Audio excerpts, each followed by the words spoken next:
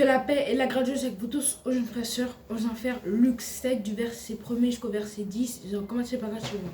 Amen. Gloire à Jésus. Père, nous te disons merci pour ta grâce. Merci Seigneur pour ta parole. Merci Seigneur pour ta présence. Tu es le Dieu d'amour. Que ton nom seul, Jésus-Christ, soit élevé au siècle des siècles. Amen. Amen. Comme je dis avant de prier en faire, Luc 7, du verset 1er jusqu'au verset 10, on commence par la suivante. Amen. Alléluia. Après avoir achevé tous ses discours devant le peuple qui l'écoutait, Jésus entrait dans Capernaum et centenier avait un serviteur auquel il était très attaché et qui était malade, sur le point de mourir. Ayant entendu parler de Jésus, il lui envoya quelques anciens des Juifs pour le prier de venir guérir son serviteur.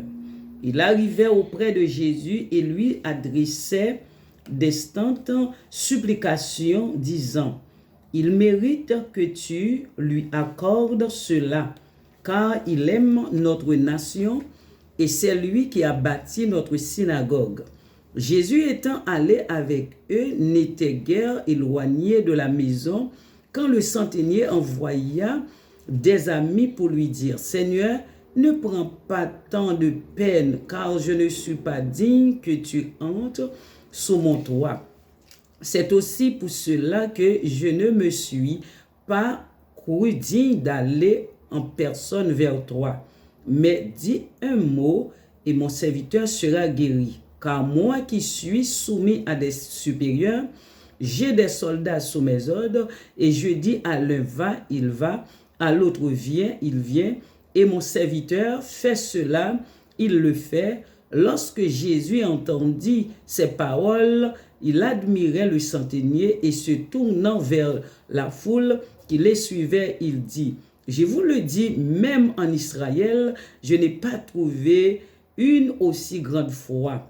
De retour à la maison, des gens envoyés par le centenier trouvaient guéri le serviteur qui avait été malade. Amen. Amen. Après avoir achevé tous ses discours devant le peuple qui l'écoutait, Jésus entra dans Capernaum. Un centenier avait un serviteur auquel il était très attaché et qui était malade sur le point de mourir. Ayant entendu parler de Jésus, il lui envoya quelques anciens des Juifs pour le prier de venir guérir son serviteur. Ils arrivèrent auprès de Jésus et lui adressèrent d'instantes supplications, disant: il mérite que tu lui accordes cela, car il aime notre nation, et c'est lui qui a bâti notre synagogue. Jésus étant allé avec eux n'était guère éloigné de la maison, quand le centenier envoya des amis pour lui dire: Seigneur, ne prends pas tant de peine, car je ne suis pas digne que tu entres sous mon toit. C'est aussi pour cela que je ne me suis pas cru digne d'aller en personne vers toi, mais dis un mot et mon serviteur sera guéri. Alléluia. Car moi qui suis soumis à des supérieurs, j'ai des soldats sous mes ordres.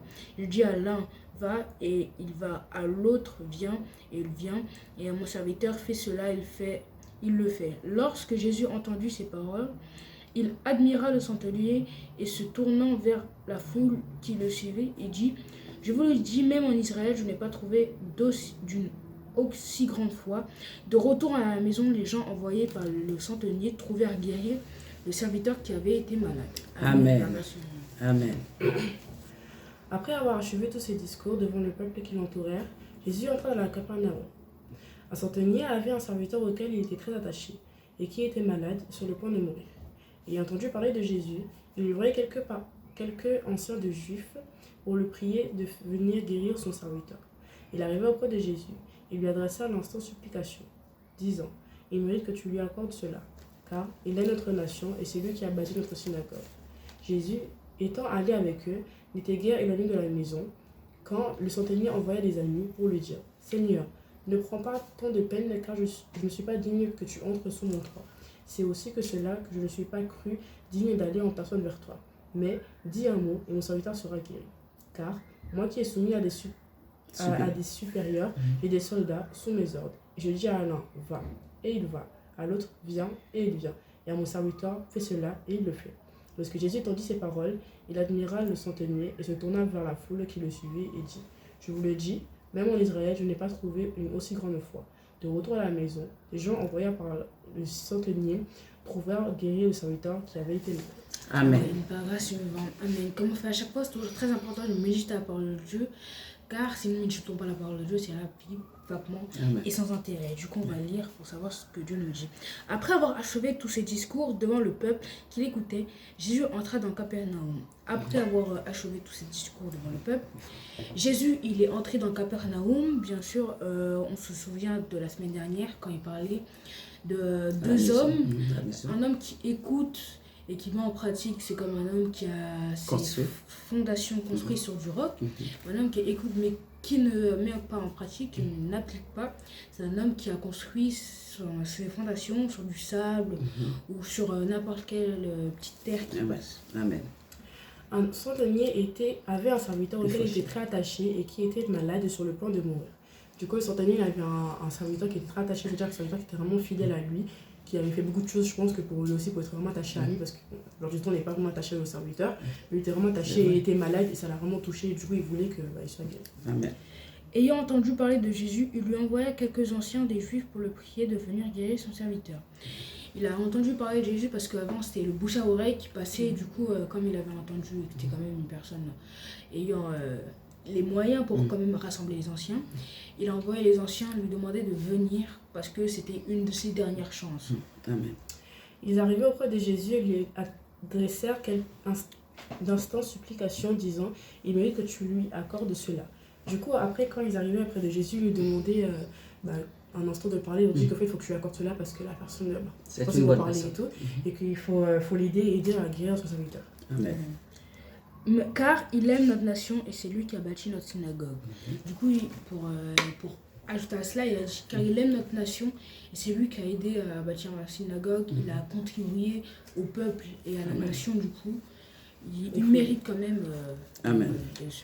Jésus étant allé avec eux, n'était guère éloigné de la maison quand le centenier envoya des amis pour lui dire « Seigneur, ne prends pas tant de peine car je ne suis pas digne que tu rentres sous mon toit. » Du coup, Jésus était près de la maison pour aller guérir le serviteur et il voit qu'en fait, d'un coup, il y a des amis du centenier qui viennent le voir pour dire qu'en fait, le centenier a dit de ne pas venir chez lui parce qu'il n'est pas digne que tu rentres chez lui parce que sa maison n'est pas assez propre et trop sale pour que le Seigneur met ses pieds saints à l'intérieur. Du coup, il a dit on ne vient pas, au final, reste où t'es. C'est une personne consciente. C'est aussi pour cela que je ne suis pas cru digne d'aller en personne vers toi, mais dis un mot, mon serviteur sera guéri. Il a dit, c'est pour aussi cette raison que je ne me suis pas cru digne d'aller vers toi et que j'ai envoyé les anciens. Et aussi, mais dis un mot et mon serviteur sera guéri parce qu'il avait la foi, bien sûr. Il savait que, même si c'était l'un de ses derniers espoirs, il savait qu'il pouvait compter sur Jésus. Car moi qui suis soumis à des supérieurs, j'ai des soldats sous mes ordres, et je dis l'un va, et il va, à l'autre vient, et il vient, et à mon serviteur fait cela, et il fait.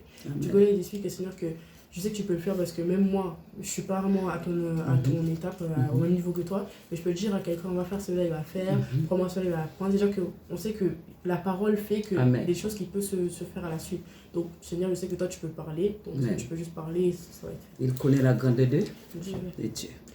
Lorsque Jésus entendit ces paroles, il admira le centenier et se tournant vers la foule qui le suivait, il dit « Je vous le dis, même en Israël, je n'ai pas trouvé une aussi grande foi. » Amen.